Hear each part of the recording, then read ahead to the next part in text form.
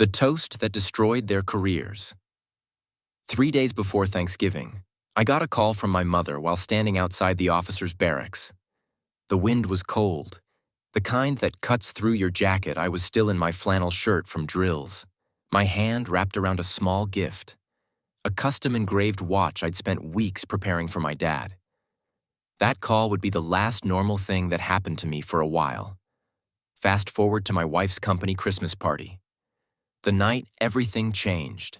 The champagne was flowing, people laughing, music playing, all fake smiles and office politics. Then came his toast. Dante, her so-called work husband. He raised his glass, grinning like he'd just won something. To the loser paying for our future. The room went quiet for half a second before laughter broke out. Even my wife, Rebecca, laughed harder than anyone else.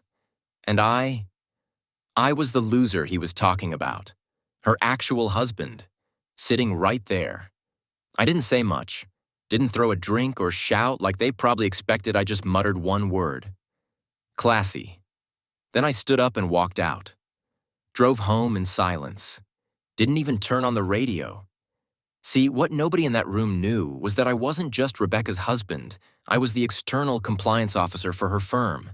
And the big merger Dante had been bragging about for months? The one that was supposed to make him VP?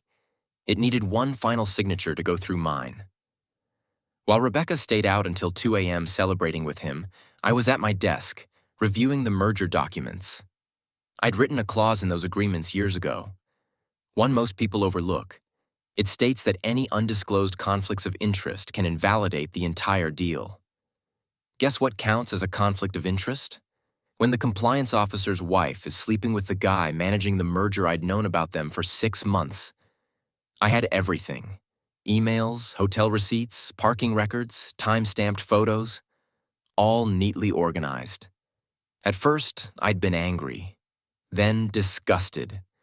But by the time that Christmas party rolled around, I wasn't either of those things anymore. I was ready. The next morning, 9 a.m. sharp, I made one phone call.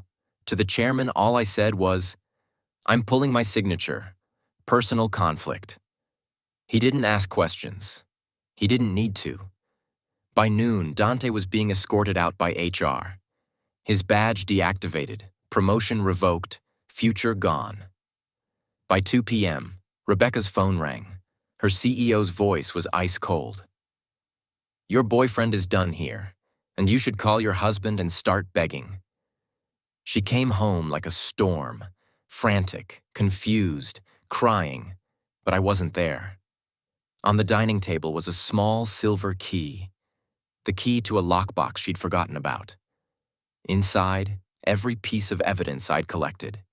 Emails, receipts, text messages, even the ones where she called me her walking paycheck.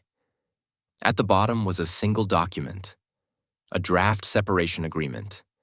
And on top of it, a yellow sticky note in my handwriting. "You always said you wanted freedom. Consider this your Christmas bonus." That night, she called me sobbing.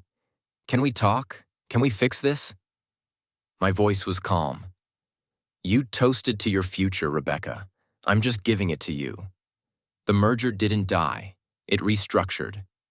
38 days later, I was announced as lead strategic advisor, sitting at the head of the New Deal same company. New leadership. My face was on every business channel. And Dante?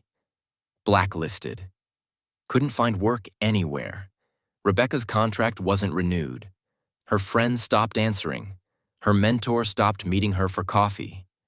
The same people who'd laughed at that party didn't even make eye contact with her now. Here's the beautiful irony. She'd helped write some of those corporate ethics policies years ago, policies that I had actually drafted myself. Now those same words were being quoted back to her by HR like gospel. She built part of the cage she was now trapped in. Over the next few weeks, she sent desperate emails, pleading, apologizing, asking to meet. They bounced back.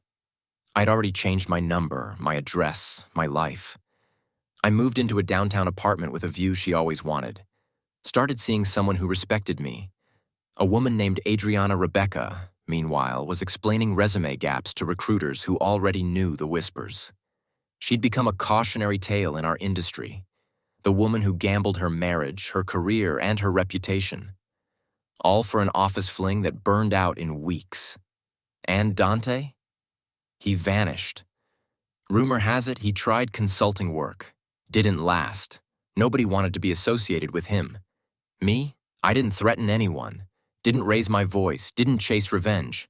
I just stopped protecting them and let gravity do the rest. The man they mocked as a loser now runs the company they tried to climb. The toast that was meant to humiliate me became the spark that erased them both. Turns out the quiet guy paying for everything was also the guy controlling everything. They just never bothered to ask. What do you think? Was this revenge justified, or did he take it too far? Let me know your thoughts down below.